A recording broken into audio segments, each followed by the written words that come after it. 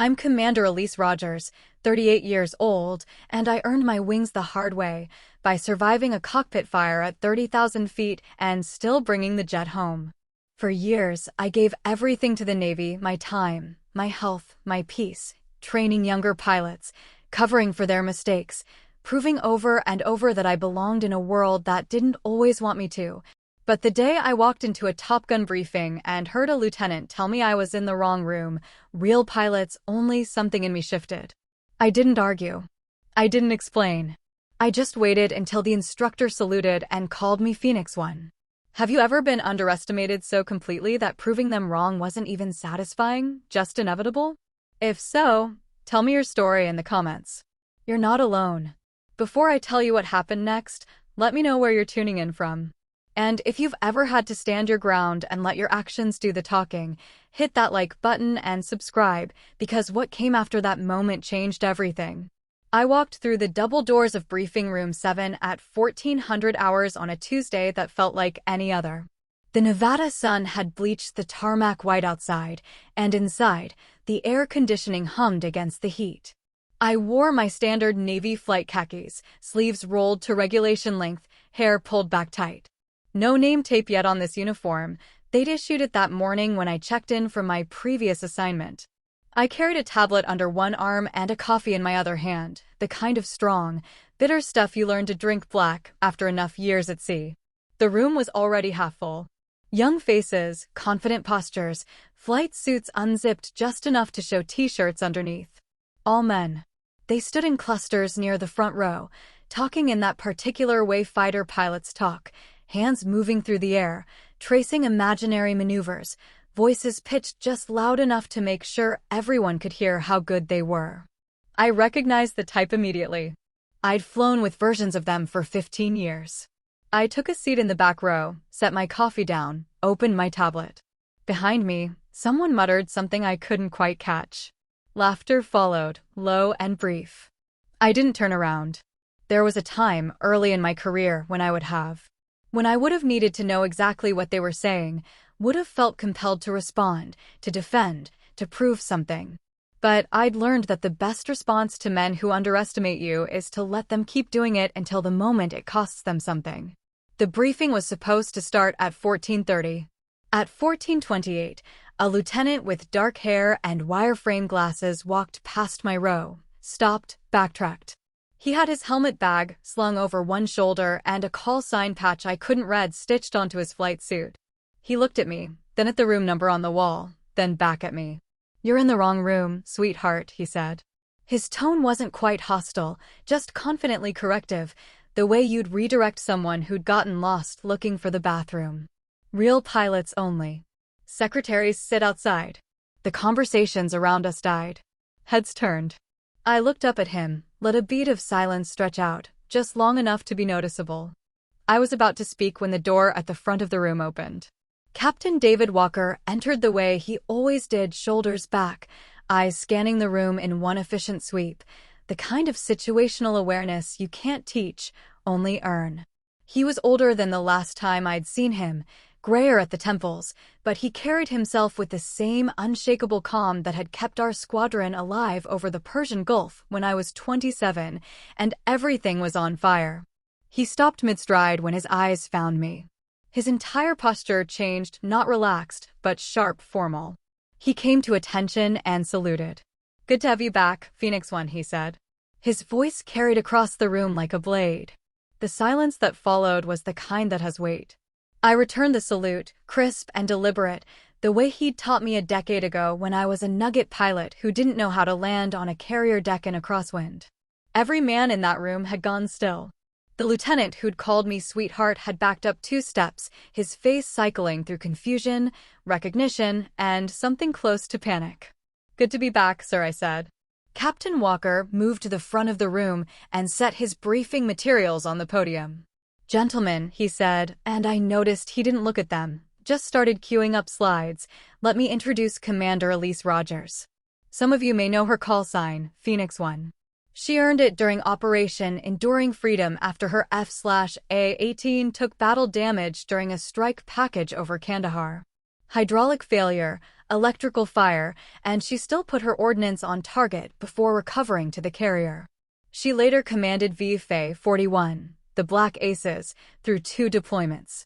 She holds the Distinguished Flying Cross and the Air Medal with Valor device. She's here as a candidate evaluator for this selection cycle. He finally looked up. And she's senior to every person in this room except me. I watched their faces. Some tried to hide their reactions. Others didn't bother. The lieutenant, his name tape Red Cruz, had gone pale.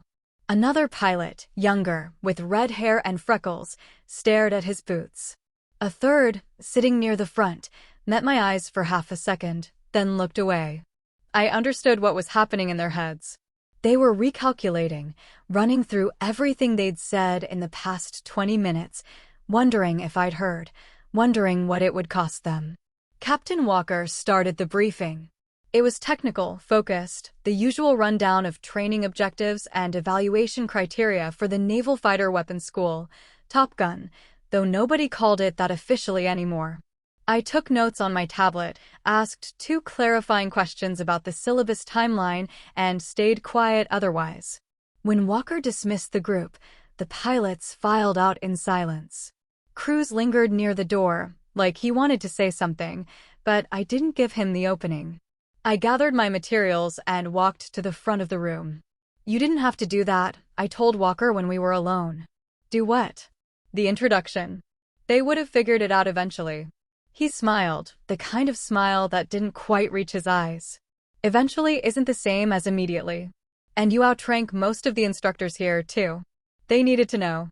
I don't need you to fight my battles, David. I'm not fighting your battles. I'm preventing a bunch of junior officers from ending their careers before they start." He closed his laptop and looked at me straight on. "You've been gone 3 years. Things haven't changed as much as they should have." I didn't argue with him because he was right. I'd been stationed overseas, flying missions out of bases where rank mattered more than gender because everyone was too tired and too busy to care about anything except getting home alive. Coming back stateside was like stepping backward in time. "How long are you here?" he asked. 6 months, maybe longer depending on the assignment after this. "You thinking about staying in past 20? "I don't know yet." I picked up my coffee cup, found it empty, set it back down. "Depends on whether I still like the job when I'm not dodging surface-to-air missiles." He laughed at that, a short bark of sound. "Fair enough. Listen, Rogers, Elise, I'm glad you're here. We need people like you in the schoolhouse. People who've actually done the job under fire." "You mean women?" "I mean pilots who know what the hell they're doing and can teach these kids how not to die." He paused. "But yeah, women too. It matters that they see you here, whether they know it yet or not." I left the building 20 minutes later and walked back across the base toward the bachelor officers' quarters where I was staying temporarily. The sun was lower now, the air still hot but losing its edge. I passed the flight line, rows of F divided by a -18S parked on the ramp, wings folded, canopies glinting. I'd spent half my adult life in airplanes like those, strapped into an ejection seat with a helmet on and the ocean 5 miles below. It was the only place I'd ever felt completely sure of myself, completely free of doubt. On the ground, everything was complicated. In the air, it was simple. Fly the aircraft. Complete the mission. Bring everyone home. I thought about Cruz and his comment, "Secretaries sit outside," and felt nothing. Not anger, not vindication, not even satisfaction. Just a kind of tired familiarity. I'd heard versions of that line 100 times over the years. You get used to it, or you don't, and if you don't, you leave. I'd stayed because I was good at the job and because leaving would have meant letting people like him win by default. But some days I wondered what it would have been like to choose a career where competence was assumed instead of constantly tested. My phone buzzed. A text from Walker, "Drinks later if you want to catch up properly." I sent back a thumbs-up emoji and kept walking. The air smelled like jet fuel and dust, familiar and clean in a way that made sense to me. Somewhere behind me, an aircraft engine spooled up for a test run, the sound rising and falling like breathing. I'd be back in a cockpit in 2 days for my requalification flights. Until then, I had paperwork, briefs, and a room full of young pilots who were just beginning to understand that the person they'd underestimated was about to evaluate whether they were good enough to be here at all. I joined the Navy at 19 because I didn't know what else to do, and because my father had been a Marine who told me the military would give me structure, purpose, and a way to pay for college. He was right about two of those three things. I enlisted as an aviation electronics technician, E3, and spent 2 years on a carrier turning wrenches on radar systems and learning how aircraft actually worked from the inside out. I was good with my hands, good with circuits and schematics, and I liked the work. But I spent those 2 years watching pilots walk past me on the flight deck, and something in me wanted that. Wanted the freedom of it, the complexity, the fact that everyone looked at them differently. So I applied to officer candidate school. It took me 2 tries. The first time they told me my test scores were fine, but they weren't sure I had the leadership presence they were looking for, which was code for something I didn't want to decode. The second time I scored higher, ran faster, and made sure I was impossible to ignore. They accepted me. I was 21. Flight school was the hardest thing I'd ever done.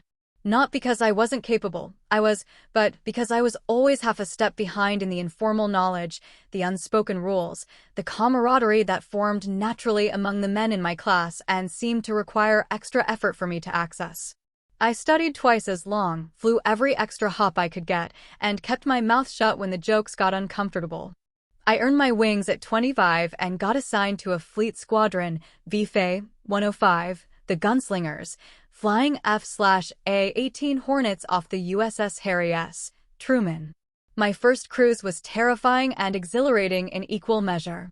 I learned how to land on a carrier deck at night in bad weather, how to refuel from a tanker at 20,000 feet, how to put a bomb on target from a dive angle that made your vision gray at the edges.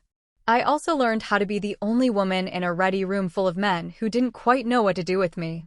Some ignored me. Some went out of their way to help. A few made it clear they thought I didn't belong there and never would. I stopped caring which category anyone fell into and focused on being better than all of them. The call sign came during my second deployment. We were flying strikes into Afghanistan, close air support for troops in contact, the kind of missions where you're on station for hours and then everything happens in 90 seconds. I took a hit from ground fire, small arms, lucky shot, that punctured a hydraulic line and started an electrical fire in the cockpit. The controls went sluggish, alarm screaming, smoke filling the space around me. I had ordnance still loaded, a target still marked, and a forward air controller on the radio telling me they needed that bomb right now or people were going to die. So I put it on target. I rolled in, pickled the GBU, pulled off, and flew the dying aircraft back to the carrier with one good hydraulic system and half my electrical panel dark. I trapped on the third wire, shut down the engine, and climbed out to find the deck crew staring at me like I'd grown a second head. The fire had burned through part of the cockpit paneling. The maintenance chief told me later that if I'd stayed airborne another 10 minutes, the flight control computer would have failed completely and I'd have had to eject over the ocean. Captain Walker, who was my squadron commanding officer then, called me into his stateroom that night.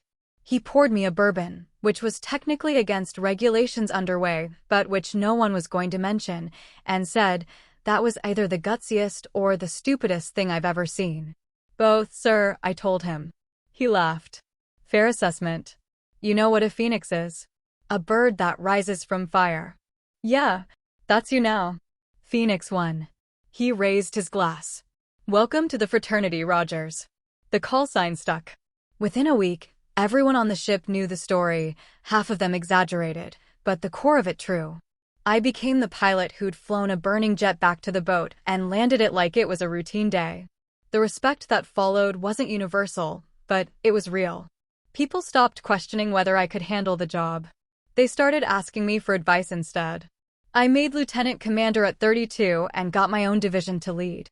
At 35, I fleeted up to command VFA 41, the Black Aces, one of the oldest and most decorated squadrons in the Navy. I took them through 2 deployments, one to the Western Pacific, one to the Persian Gulf, and brought everyone home alive both times. That's the metric that matters in naval aviation. Did everyone come back? Everything else is secondary. I earned the Distinguished Flying Cross for a mission over Yemen where I led a strike package through heavy anti-aircraft fire to take out a weapons cache that intelligence said was being used to supply insurgents. We took fire going in and coming out. One of my pilots got hit, lost his radio, and I talked him back to the tanker using hand signals through the canopy and then escorted him 300 miles to the carrier because his navigation system was fried. The Air Medal with Valor came from a different mission, a different war, details I don't talk about much because some of it is still classified and some of it I just don't want to remember. Walker stayed in touch through all of it. He made captain, got assigned to Top Gun as an instructor, and eventually became the officer in charge of curriculum development. When my squadron command tour ended and I was due for a new assignment, he called me and asked if I wanted to come to Fallon, teach the next generation, help shape the program. I said yes because I trusted him and because I was tired of deploying and because part of me wanted to see if I could still do the job without the adrenaline. I arrived at Naval Air Station Fallon on a Monday in late September, checked into the bachelor officers' quarters, and spent the first week reading through training materials and requalifying in the aircraft.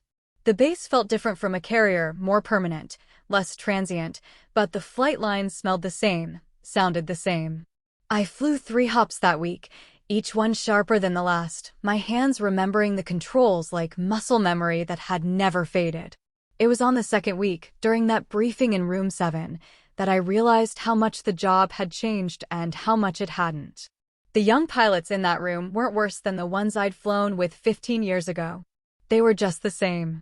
Confident, skilled, and in some cases, blind to their own assumptions. I didn't blame Cruz for what he'd said. He didn't know who I was.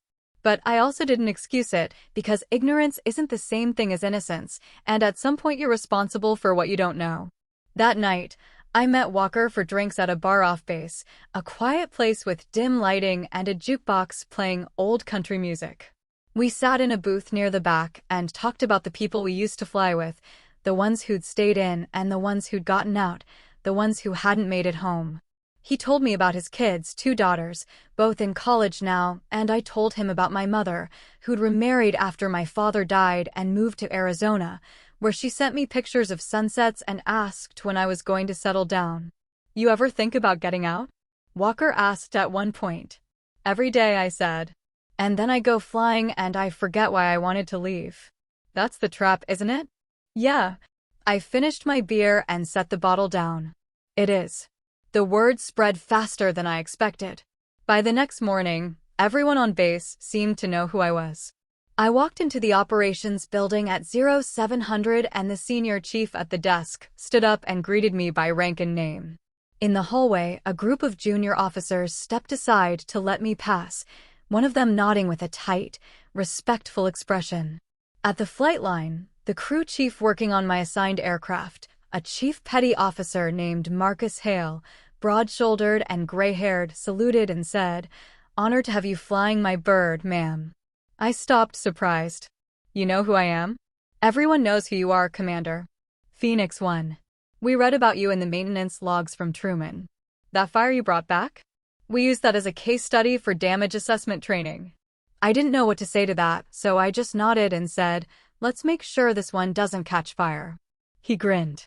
"Roger that, ma'am." The pilots were harder to read. Some avoided me entirely, changing direction in the hallway or suddenly finding something fascinating to look at when I entered a room.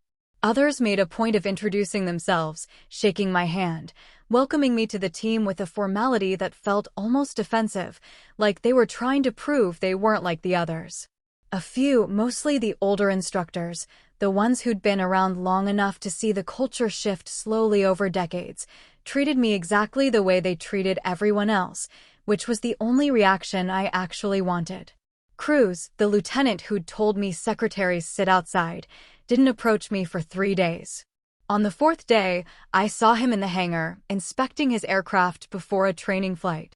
I was walking past with my helmet bag, heading to my own jet, and he caught sight of me and froze. For a second I thought he was going to pretend he hadn't seen me. Then he set down his checklist and walked over. "Commander Rogers," he said. His voice was steady, but I could see the tension in his shoulders. "I owe you an apology." I stopped walking. Go ahead. What I said in the briefing room was out of line. I didn't know who you were, but that's not an excuse.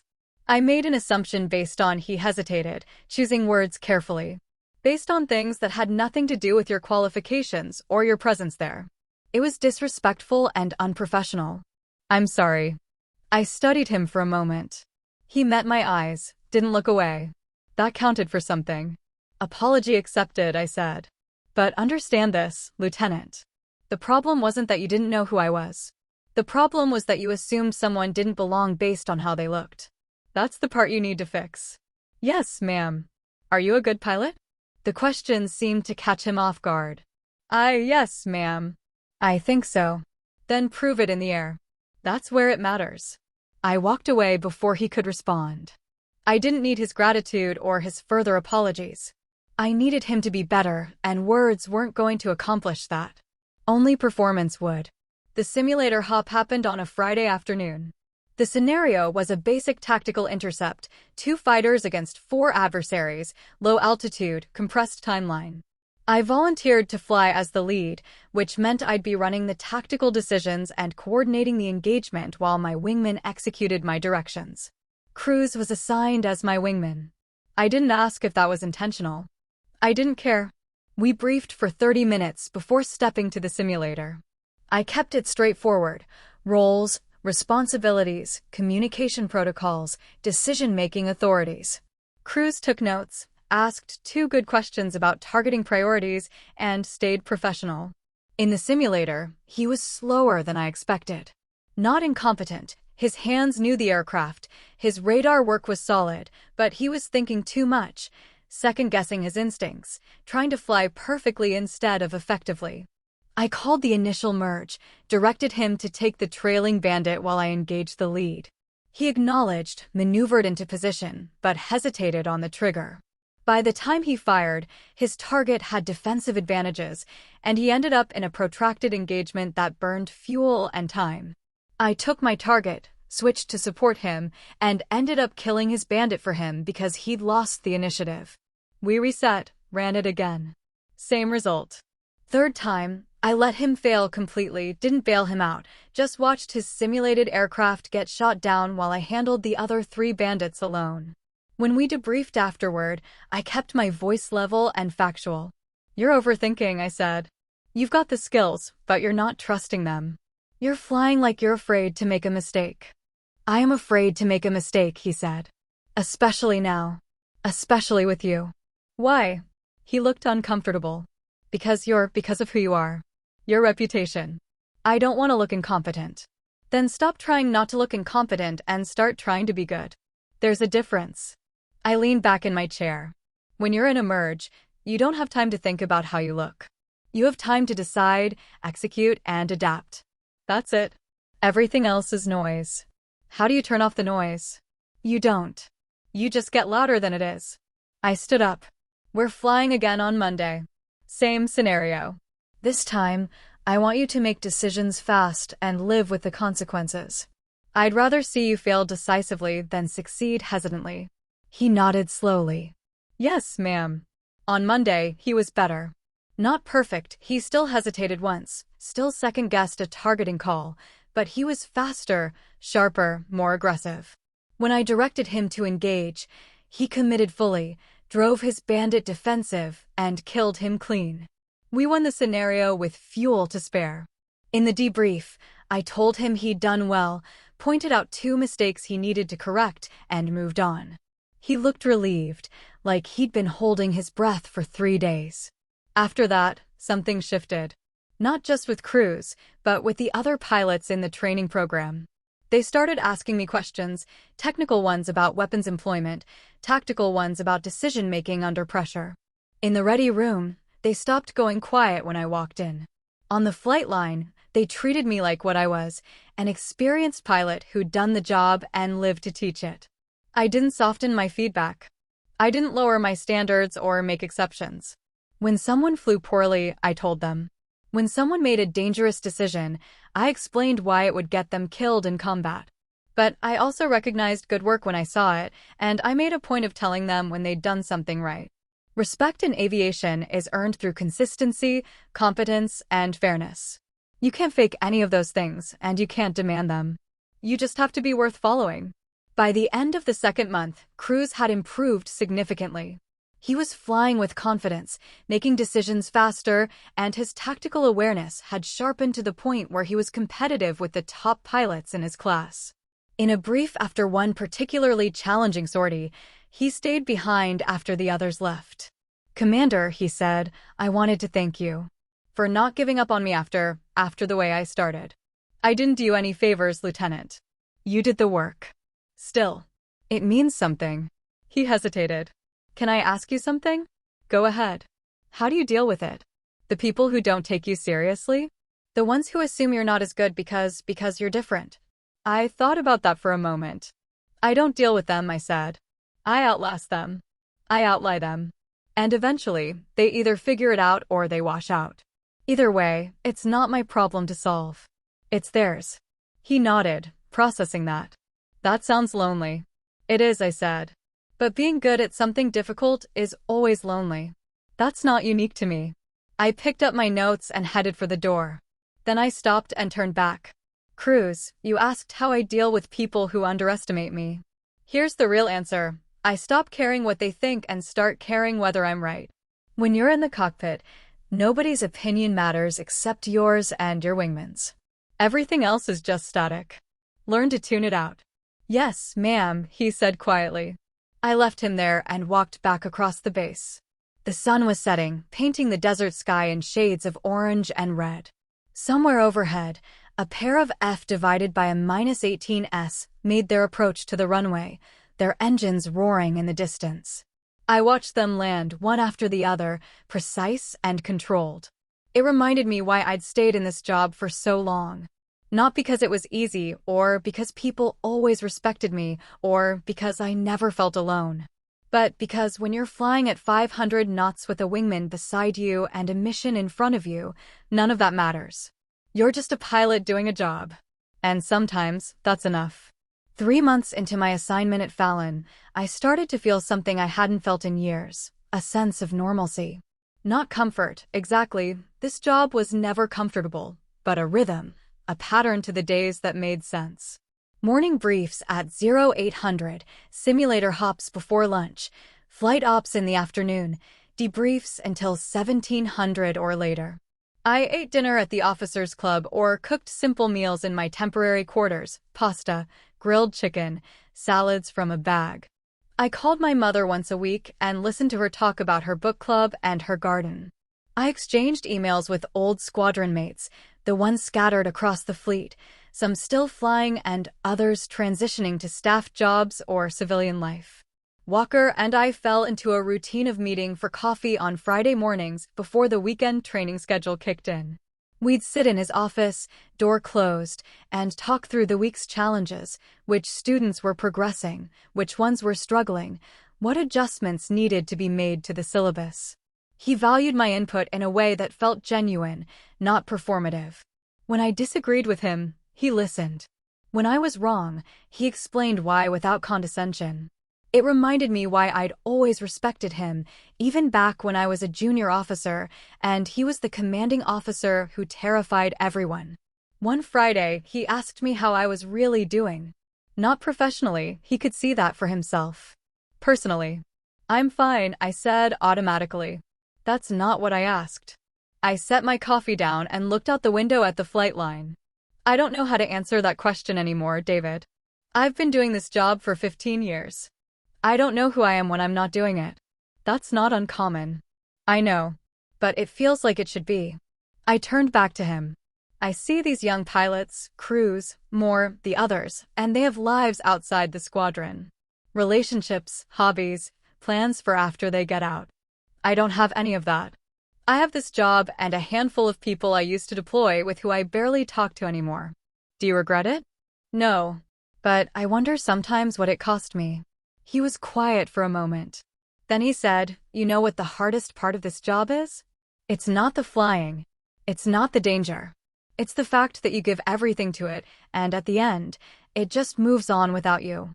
You retire or you transfer, and a week later someone else is sitting in your seat and the squadron keeps going like you were never there. That's bleak. It's honest.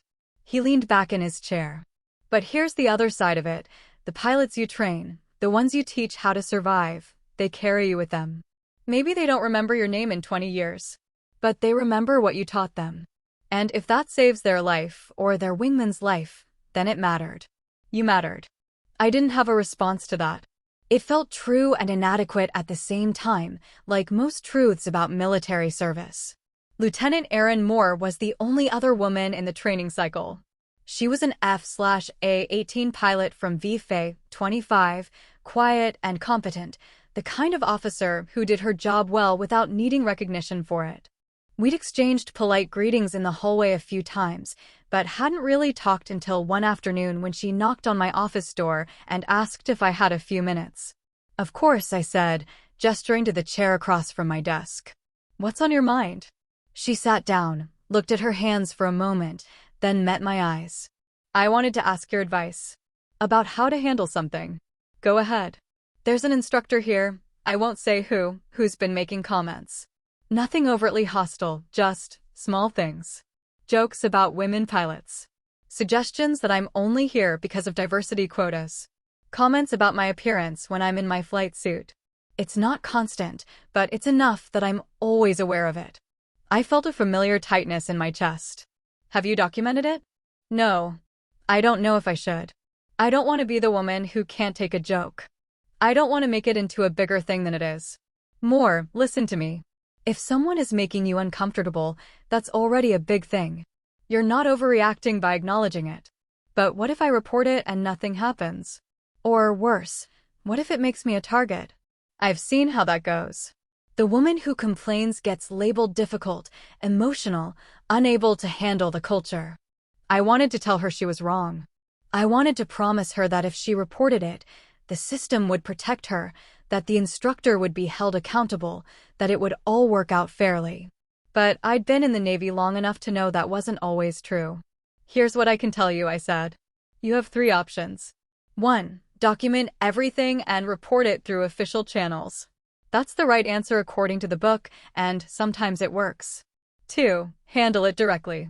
Confront the instructor, tell him the behavior is unacceptable, and make it clear that if it continues, you will report it.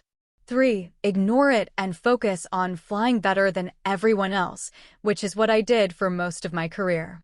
Which one do you recommend? Honestly, I don't know anymore. I used to think option 3 was the only viable choice. Now I'm not sure that was right. I survived, but I shouldn't have had to survive. None of us should. She nodded slowly. What would you do now? If you were in my position? I'd confront him directly.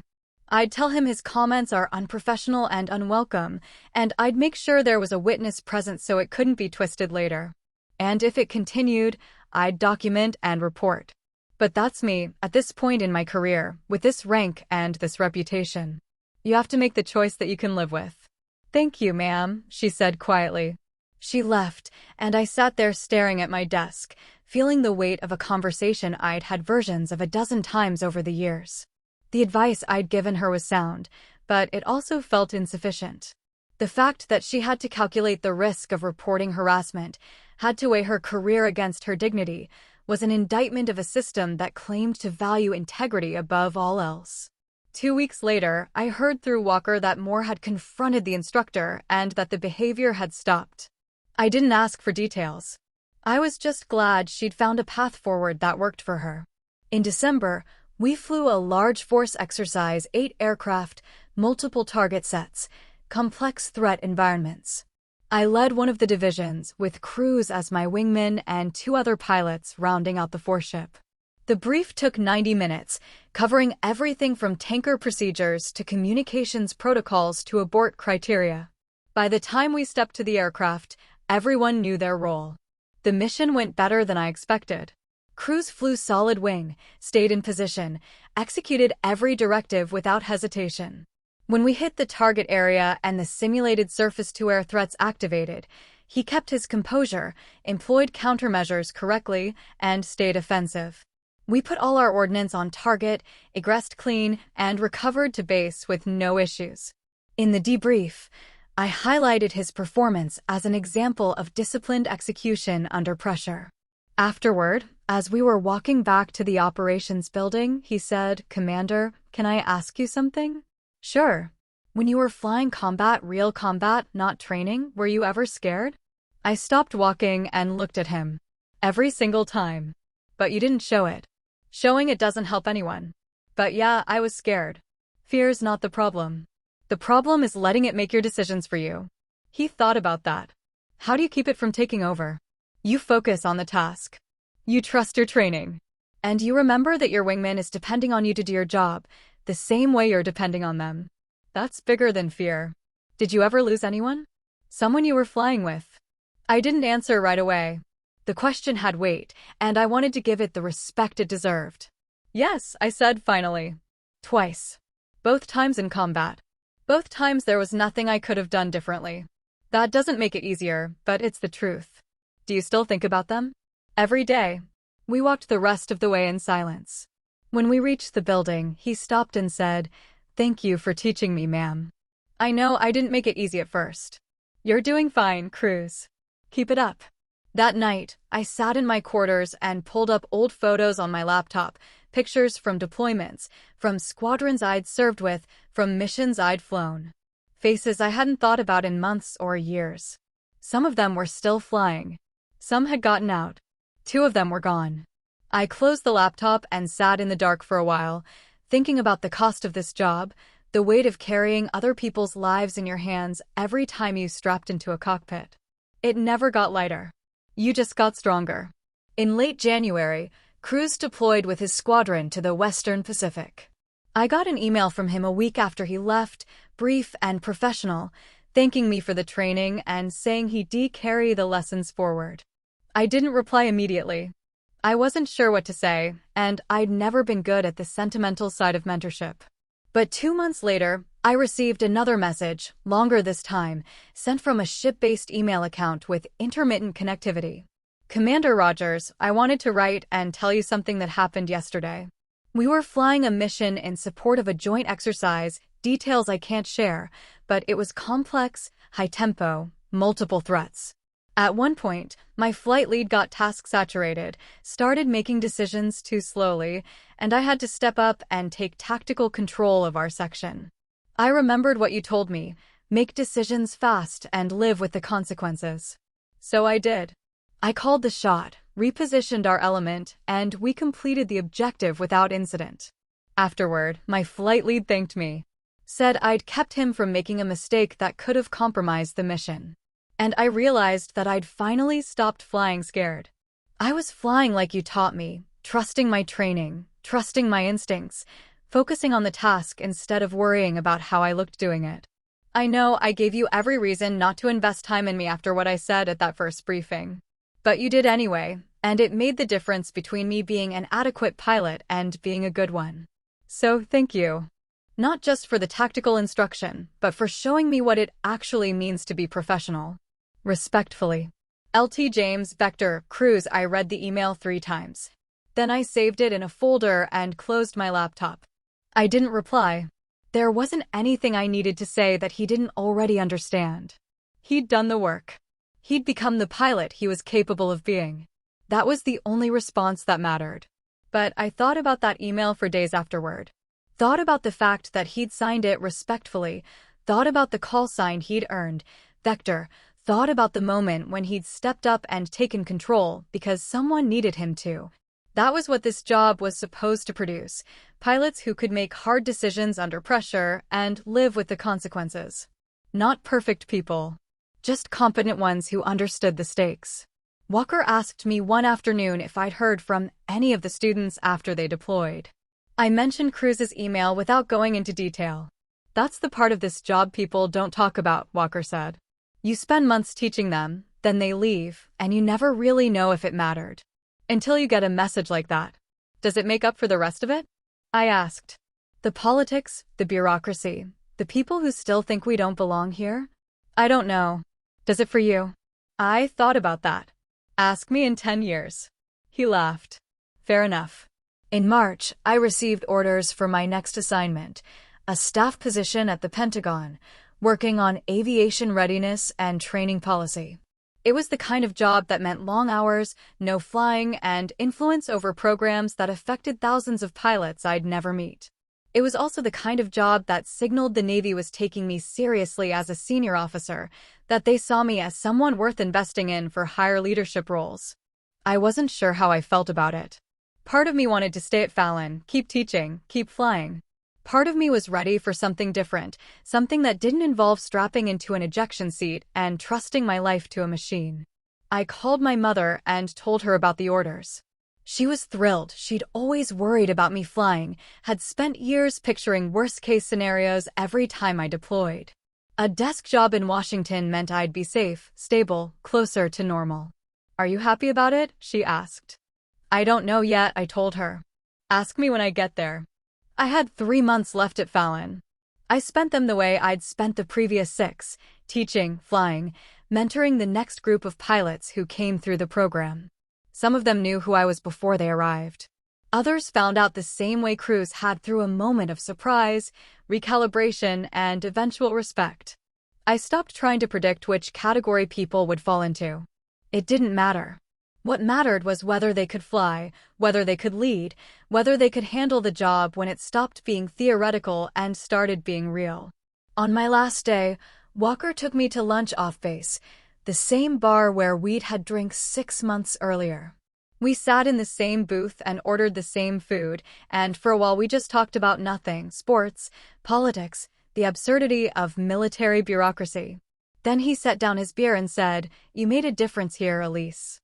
I know it didn't always feel like it, but you did. I just did the job. That's exactly why it mattered. You didn't make it about proving a point. You made it about being good at what you do." And that's what they needed to see. I didn't know how to respond to that, so I just nodded and finished my drink. That night, I packed my belongings into my car and drove off the base for the last time. I stopped at the gate, looked back at the flight line in the rearview mirror, rows of aircraft parked under floodlights, the desert sky dark and full of stars. I thought about all the hours I'd spent in planes like those, all the missions I'd flown, all the people I'd served with. Some of them were still out there, still flying. Some had moved on to other things. Some were gone. I drove east through the night, headlights cutting through the darkness, the road stretching out ahead of me toward whatever came next. I didn't know if I'd made the right choices over the past 15 years. I didn't know if the sacrifices had been worth it. But I knew I'd done the job, done it well, and taught others to do the same. And for now, that was enough. The Pentagon was exactly as bureaucratic and exhausting as I expected. I worked in a windowless office on the 3rd floor, spent my days in meetings about training syllabi and budget allocations, and went home to a small apartment in Arlington that I barely furnished because I didn't plan to stay long. The work was important. I understood that intellectually, but it lacked the immediacy of flying, the clarity of purpose that came from strapping into a cockpit and executing a mission. I kept in touch with Walker via email. He sent me updates on the program, told me about the new students, asked my opinion on syllabus changes. I appreciated the connection, the reminder that there was still a world where people flew airplanes and worried about tactics instead of PowerPoint slides. But it also made me feel distant from the job I'd spent my entire adult life doing. 6 months into the Pentagon assignment, I received a message from the Chief of Naval Personnel's office. They wanted to discuss my future career path, potential command opportunities, timelines for promotion to captain. It was the kind of meeting that could determine the next 5 years of my life. I prepared for it the way I'd prepare for a check ride, reviewed my record, anticipated questions, made sure I knew what I wanted before I walked into the room.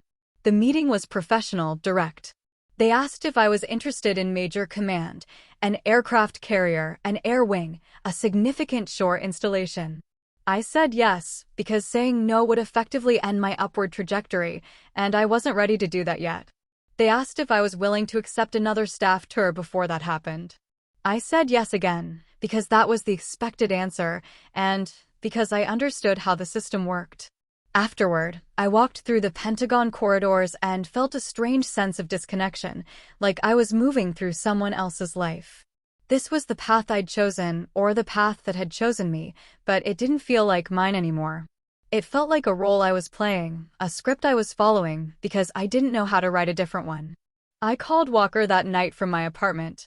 "You ever feel like you're doing everything right, but none of it means anything anymore?"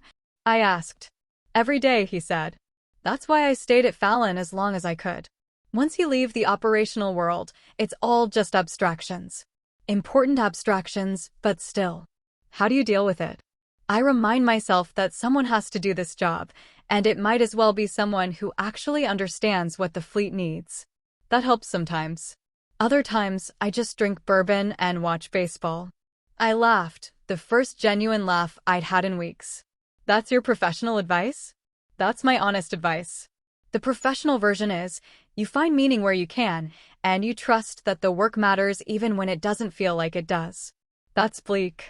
It's the military, Elise. We don't do this job because it's easy or because it always feels meaningful. We do it because it has to be done.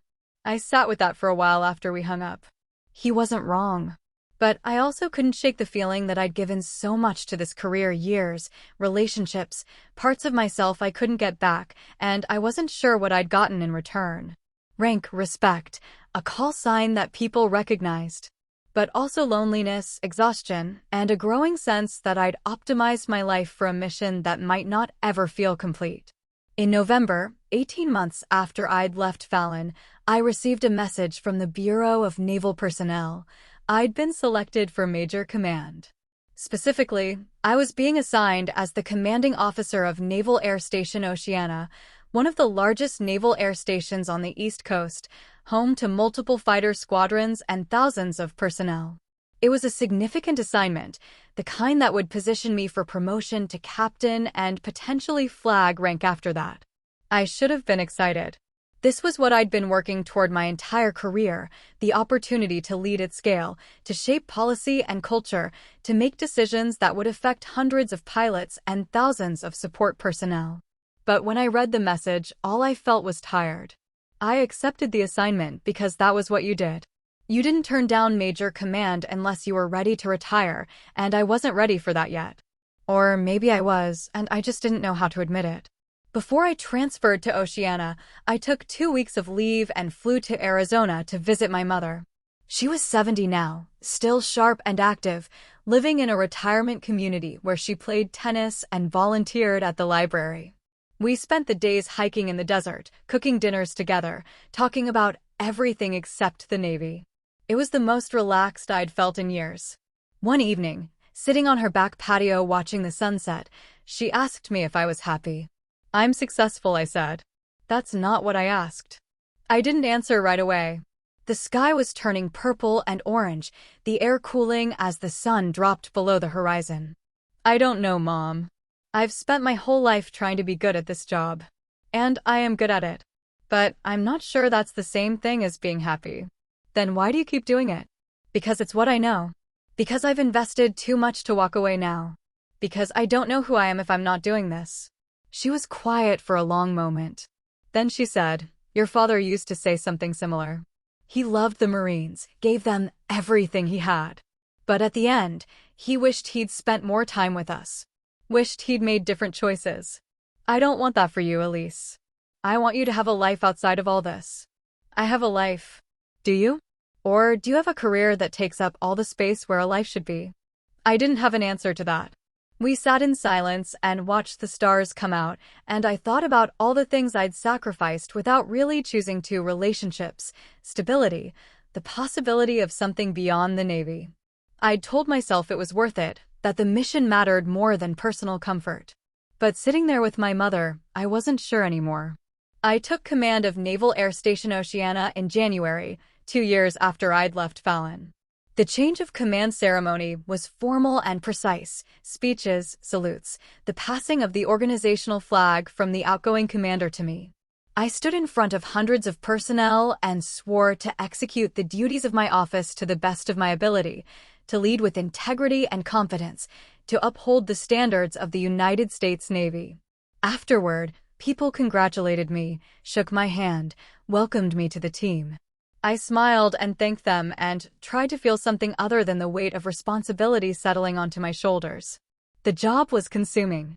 I worked 12-hour days, sometimes longer, managing operations, personnel issues, budgets, maintenance schedules, community relations. I attended meetings with local officials, briefed senior officers on readiness, reviewed incident reports, made decisions that affected thousands of people. It was important work, necessary work, but it was also relentless. I flew occasionally incentive flights, proficiency hops, but it wasn't the same. I was the commanding officer now, which meant I was always thinking about risk management, liability, appearances. The freedom I'd felt as a younger pilot, the pure joy of flight, had been replaced by caution and calculation. 6 months into the assignment, I received news that Captain David Walker had retired.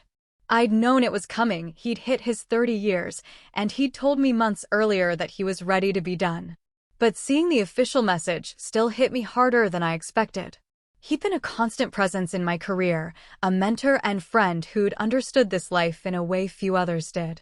Now he was gone, transitioned to civilian life, and I was still here, still grinding through the job.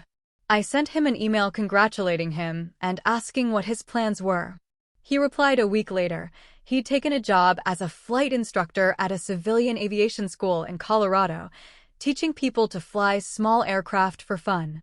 The message was brief, but I could sense the contentment in it, the relief of stepping away from the bureaucracy and getting back to the simple act of flying. I was happy for him. I was also envious in a way I didn't want to examine too closely. The email came on a Tuesday in September, almost 3 years after I'd left Fallon. The subject line read, "Request for guest lecture, Top Gun." I opened it, curious. "Commander Rogers, we're hosting a leadership symposium at the Naval Fighter Weapons School next month, and we'd like to invite you as a guest speaker.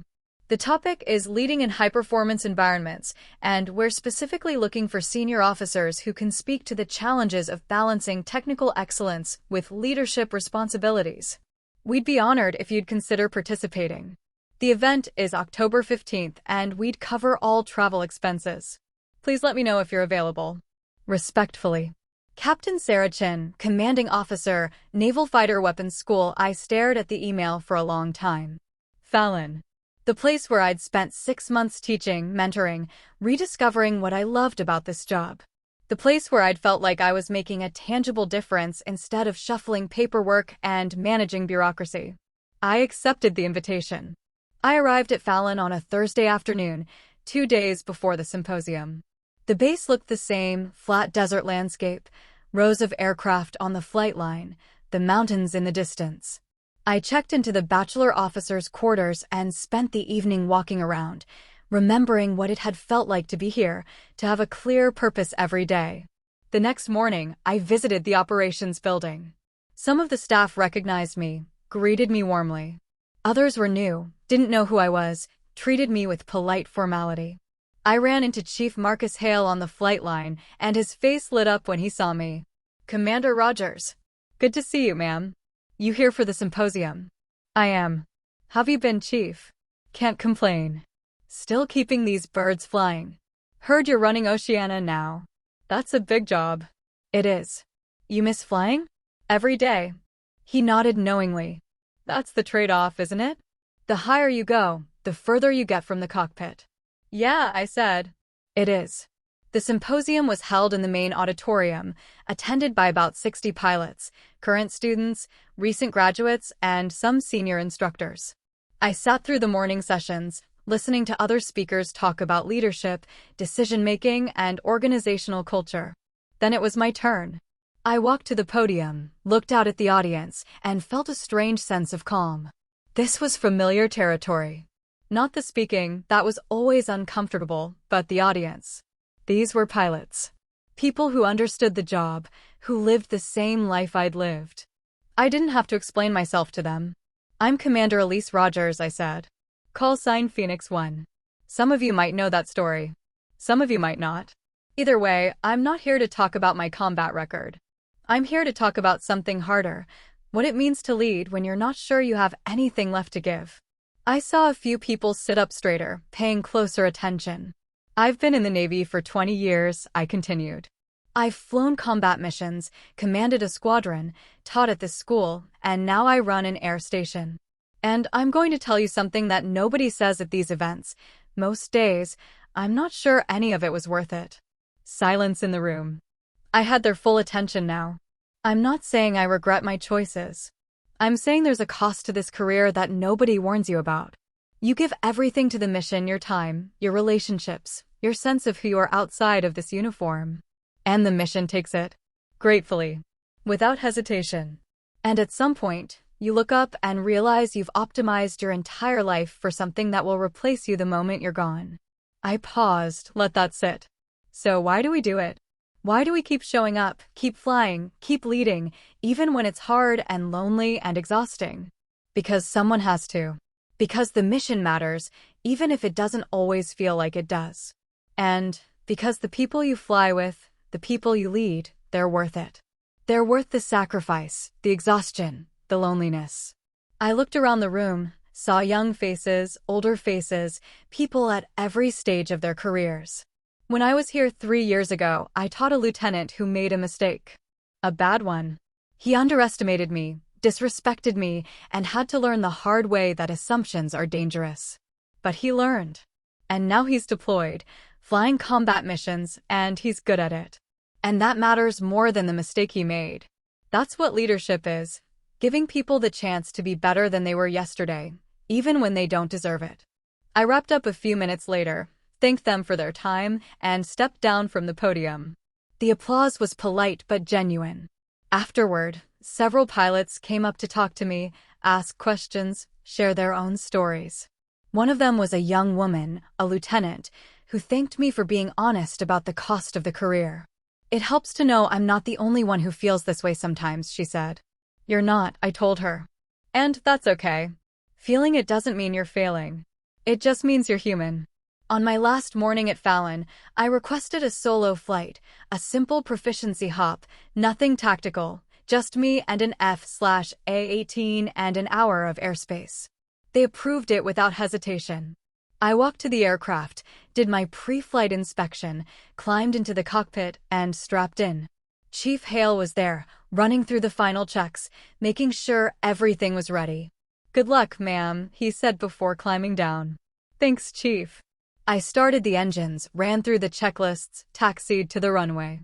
The tower cleared me for takeoff, and I advanced the throttles, felt the aircraft accelerate, felt the nose lift, felt the wheels leave the ground. And for the first time in months, I felt free. I climbed to 20,000 feet, leveled off, and flew lazy circles over the desert. No mission, no timeline, no pressure. Just flight. The sky was clear, the visibility unlimited, and for 30 minutes I didn't think about command or responsibility or the cost of this career. I just flew.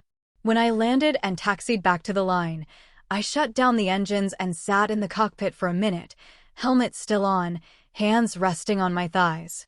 I thought about Walker's email, about his decision to retire, about the contentment I'd sensed in his message. I thought about my mother's question, "Are you happy?" And I realized I didn't have a good answer. But I also realized that maybe happiness wasn't the right metric. Maybe what mattered was whether the work had meaning, whether it made a difference, whether it was worth showing up for even on the hard days. And by that measure, I was doing okay. I climbed out of the cockpit, grabbed my helmet bag, and walked back to the operations building. Tomorrow, I'd fly back to Oceania, back to the job, back to the relentless grind of command. But today, I'd done something I loved, in a place that felt like home, and that was enough. 1 year later, I stood in front of a different briefing room.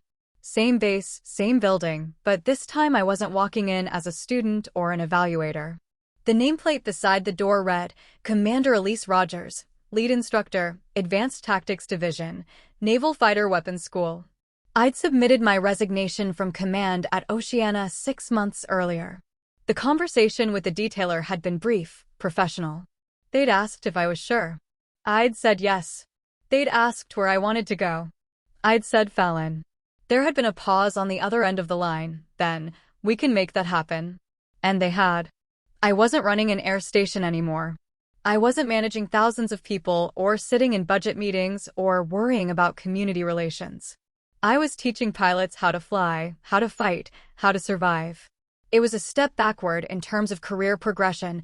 Everyone knew that taking an instructor billet after major command meant you were off the flag officer track. But I didn't care. I was flying 3 times a week, debriefing tactics every afternoon, and going home to a small house off base where I'd finally unpacked all my boxes and hung pictures on the walls. My mother had visited last month, spent a week hiking with me in the mountains, cooking dinners in my actual kitchen. She'd looked around the house, the furniture I'd chosen, the books on the shelves, the running shoes by the door, and said, "You look different." Different how? Lighter. Like you're not carrying something heavy anymore. She was right.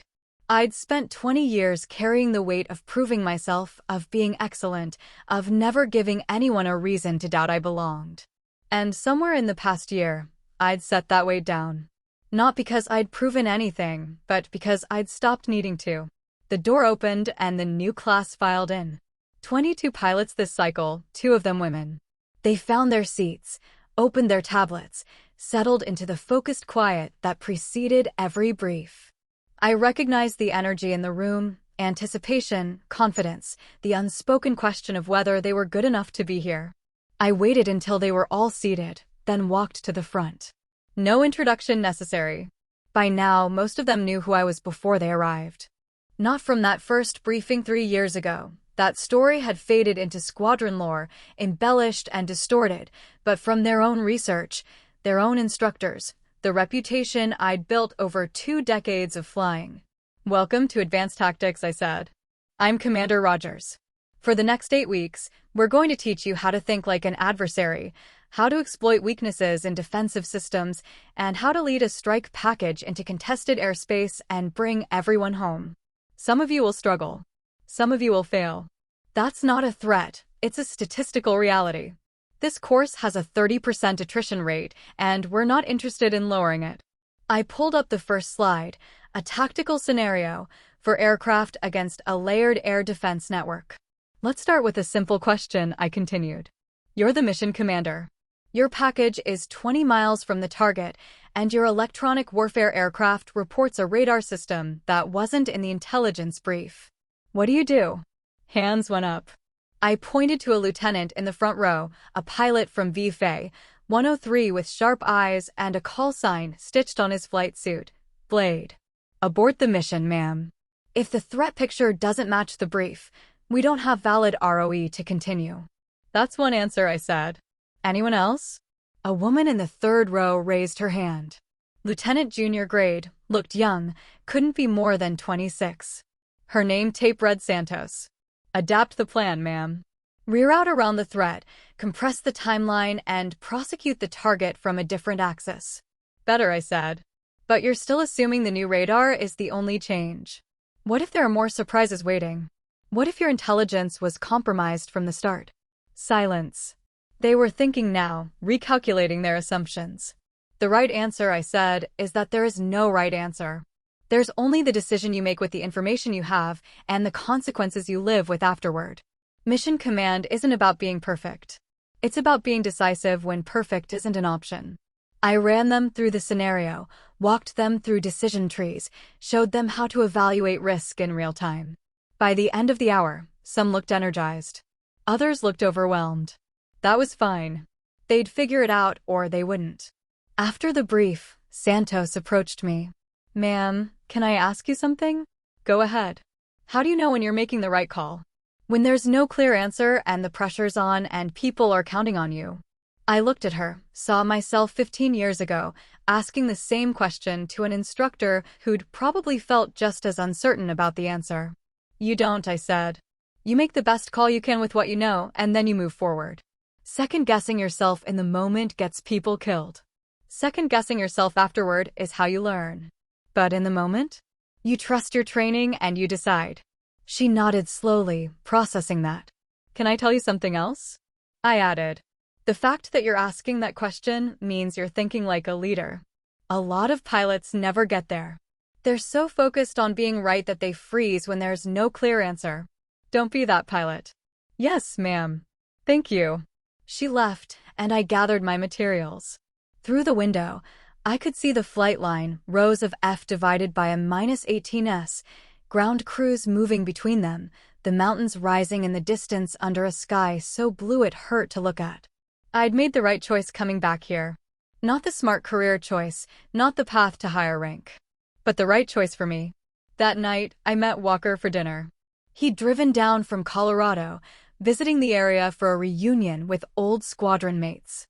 We sat at the same bar where we'd talked 3 years ago, ordered the same food, fell into the same comfortable rhythm of conversation. "You seem good," he said after we'd covered the usual topics. "I am. No regrets about leaving command?" "None. I did that job. It was important. But it wasn't me. This is." He smiled.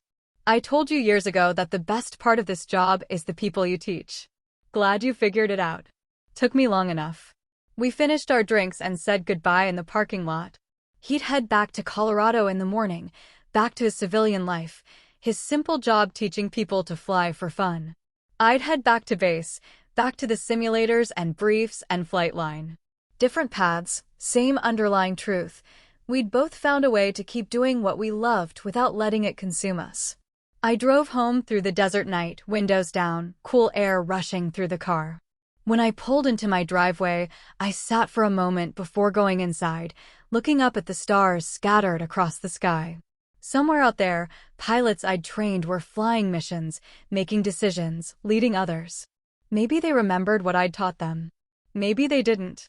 Either way, I'd done my part. Inside, I changed into comfortable clothes, made tea, sat on my couch with a book I'd been meaning to read for months. No paperwork. No urgent emails. No weight of command. Just a quiet evening in a house that finally felt like home. They used to say real pilots only. Turns out that's exactly what I was. And I didn't need anyone else's validation to know it anymore. If this hit a nerve, drop Phoenix in the comments and share your take. Like, subscribe, and turn on alerts for more true stories about boundaries, leadership, and earning respect. Questions for you. Have you ever been told you didn't belong? How did you answer without saying a word? What would you have said or done to that lieutenant? Who's the mentor who changed how you lead under pressure? Where do you draw the line between proving yourself and protecting your peace? If you were in that briefing room, what moment would have changed your mind about someone you misjudged?